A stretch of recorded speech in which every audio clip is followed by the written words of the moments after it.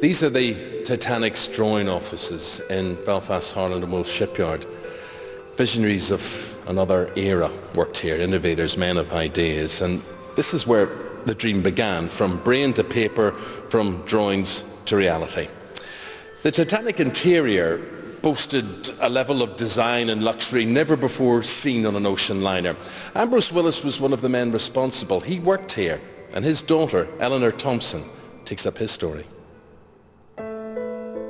My father worked on the Titanic. He was chief design draftsman.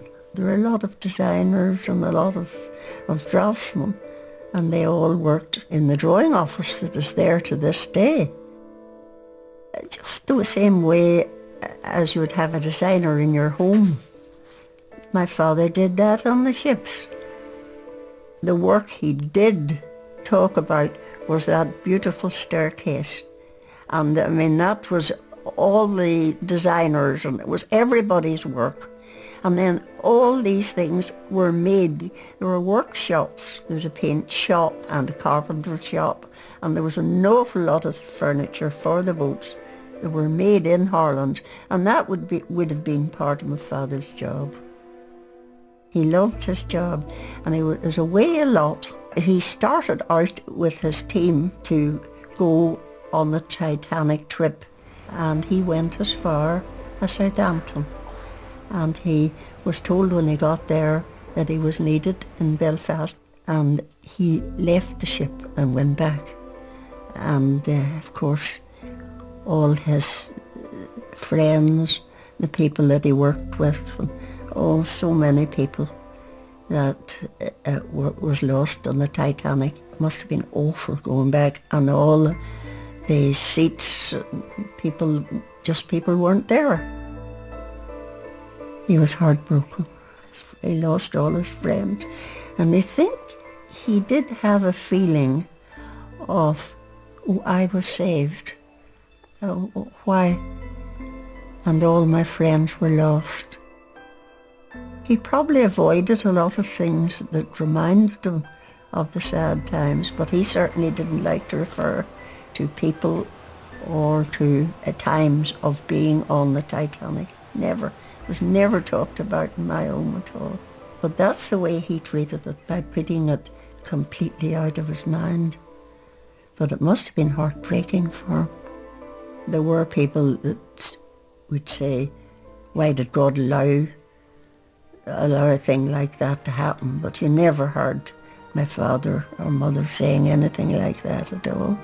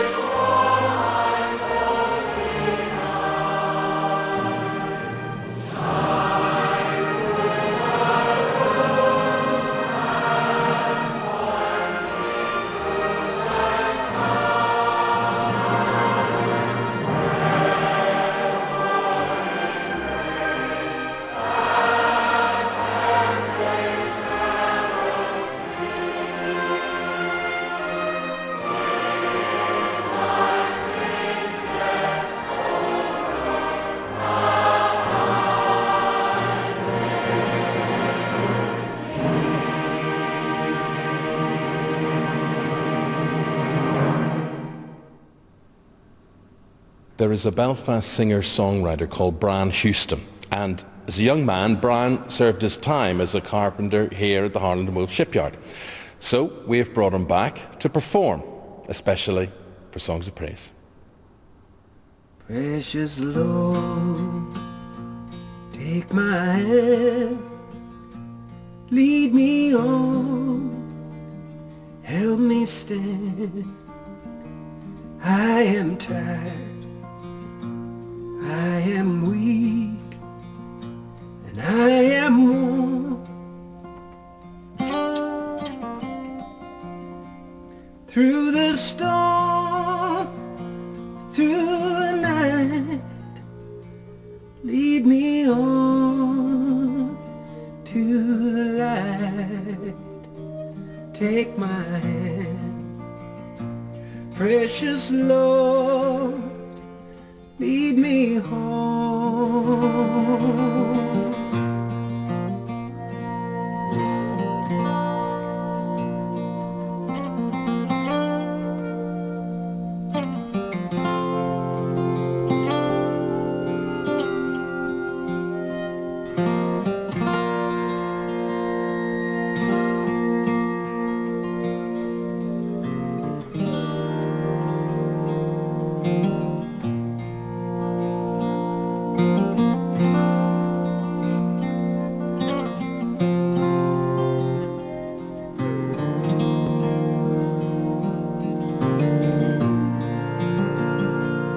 When the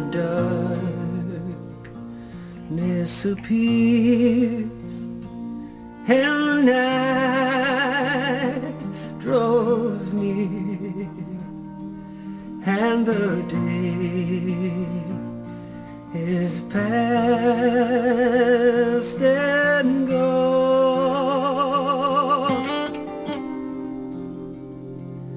at the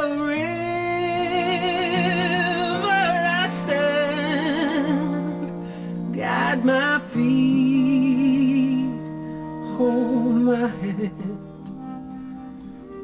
take my hand, precious Lord, lead me home.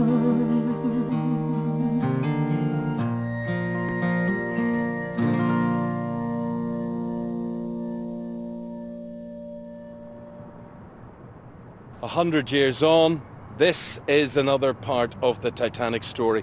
This new building, a towering presence, shaped like and in proportion to the real ship. It will house the largest Titanic exhibition in the world.